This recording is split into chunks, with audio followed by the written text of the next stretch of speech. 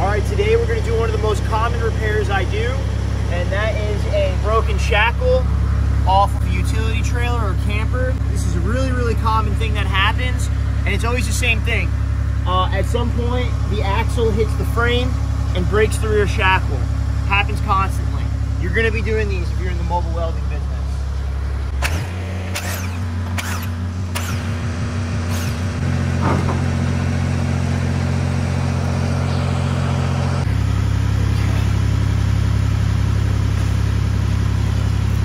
And that was it there. So if you run into that, it's an 8-point. It's a really unusual 8-point. It's actually a square head bit that takes it off. And luckily I had my DeWalt kit with me, so we're able to just pop it off and not have any problems.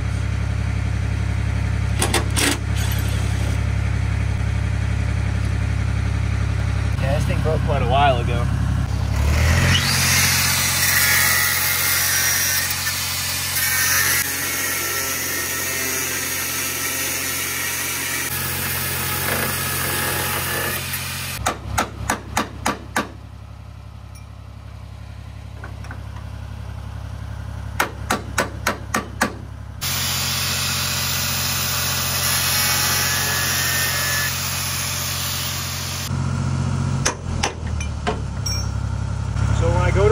This, how I'll do that is I'll just pull a measurement from the back of the other side to the back of the shackle, and we'll worry about realigning then. I'm not going to worry about pulling any measurements right now.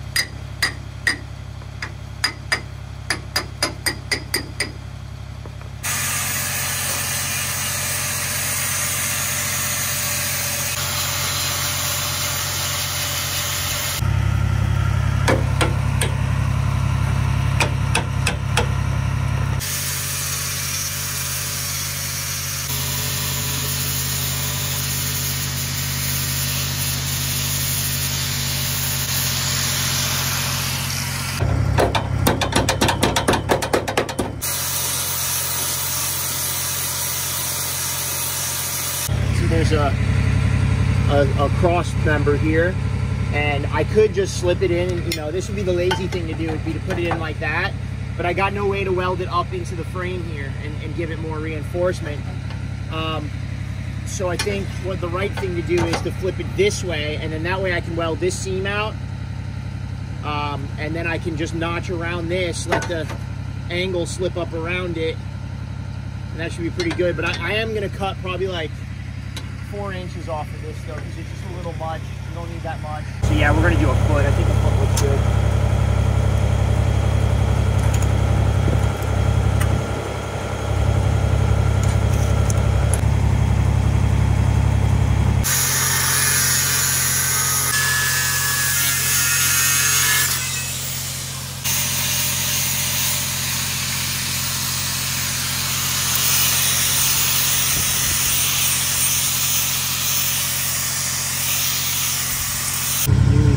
Mark where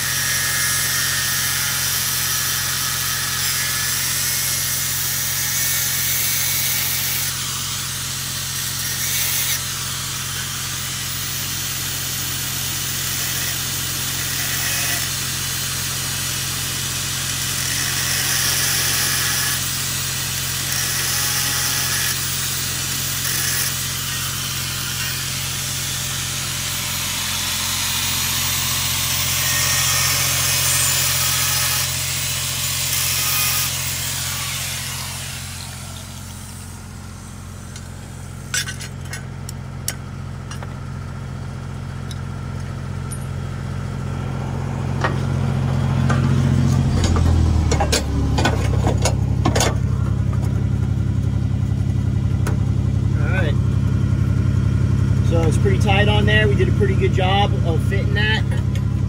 This many years, I should do a pretty good job. So I'm giving a new FR company a chance. It's called Bokomo. They sent me this thing out. It's a lot lighter weight than what I'm used to. It's a lot thinner. I think it's like a 6 ounce or whatever. We're gonna see how this holds up. This is my first time using it, but I figured I'd document it, and then you guys can see how this thing gets wore out over a few jobs. All right, let's make a ground, and let's weld this thing up.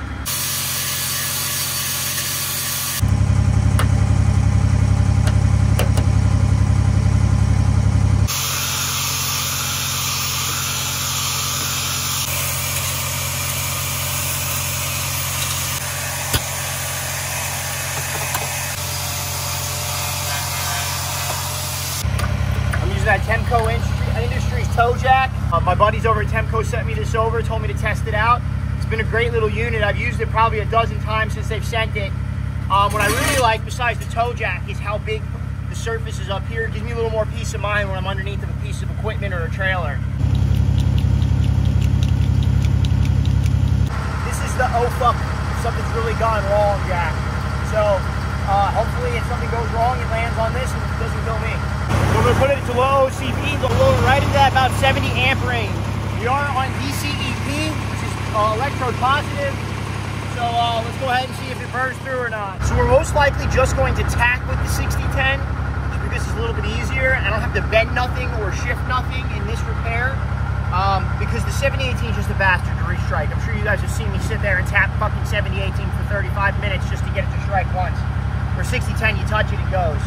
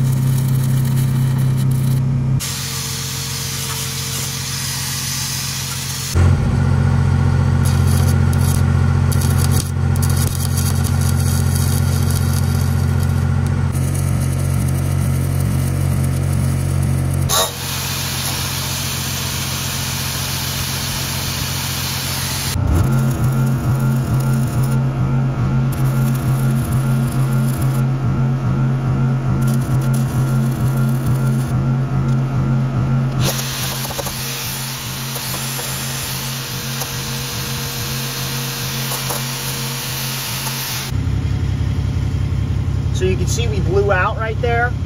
So what I'm gonna do is I'm gonna clean it up. We're gonna run one more pass right there. But this area was just nasty because this is the area that got ripped away.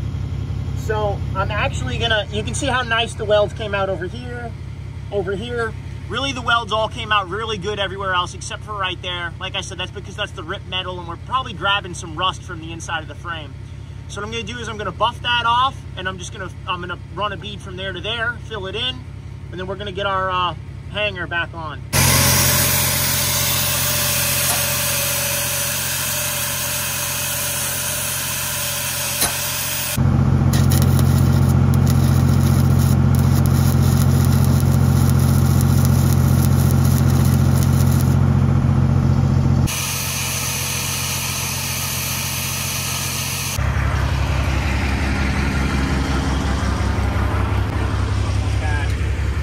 And an 8.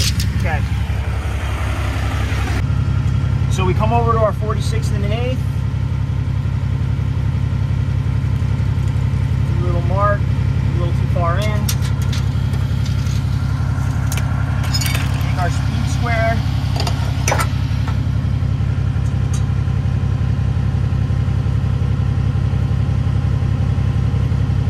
Alright. And that's about where the back of our shackle needs to go now. So we just need to beat this into place.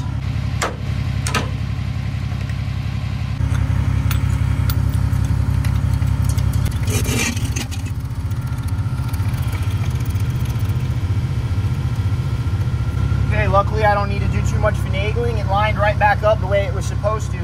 So we're going to tack it in and then weld it out. Again, I'm going to do my tacking on my 60-10. Makes it a little quicker, a little easier.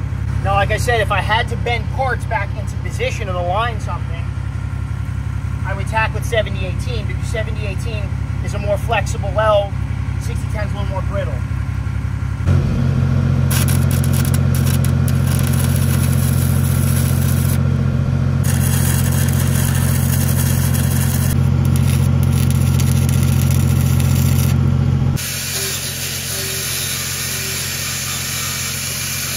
So I'm turning my OBC up, low CV I mean, and I'm also going to turn my amperage up. So put it to about 80. It's only 1/8 inch material, you don't need to fucking dump a bunch of heat into this shit.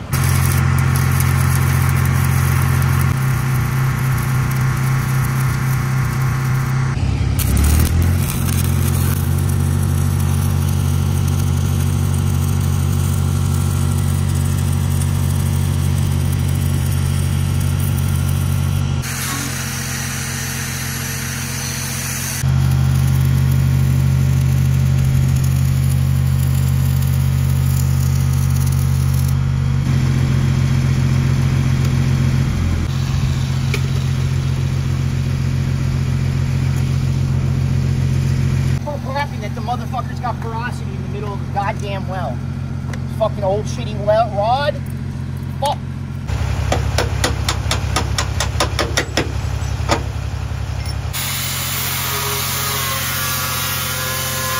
So I'm lowering the amperage because I'm going to put a 60-10 root in it first just to make sure there's nothing in there.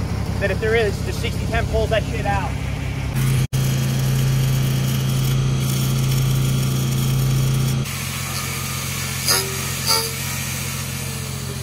So what I'm going to do now, because I've put so much heat into this fucking thing now at this point, I'm going to paint it with the chipping hammer.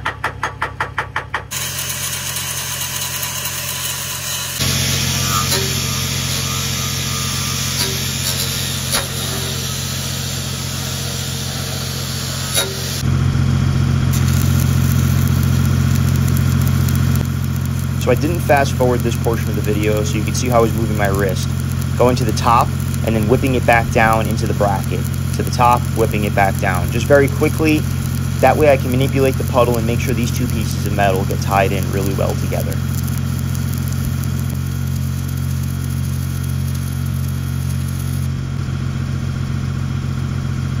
There we go. Now we got a good one. You can see how much better and more consistent that weld is. And that was just because I got one bad rod. It happens. You get a pack of rods and you'll have one bad rod out of the whole pack. It's just agitating. Now I'm just being a little more precise and picky with my rods. I'm going through and I'm looking at it. See, this one doesn't give me the warm and fuzzies. It looks a little funky. This one, I like this one. This one looks good. So we'll use this one for our final inside weld.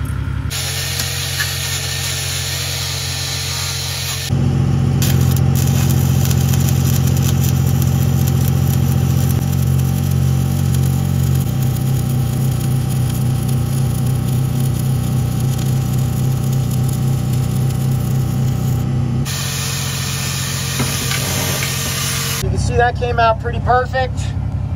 All the welds look pretty good in here, you know, so we're gonna go ahead and paint this up now. All right, so I'm gonna go ahead and prime this thing, and then we're gonna go ahead and reassemble it.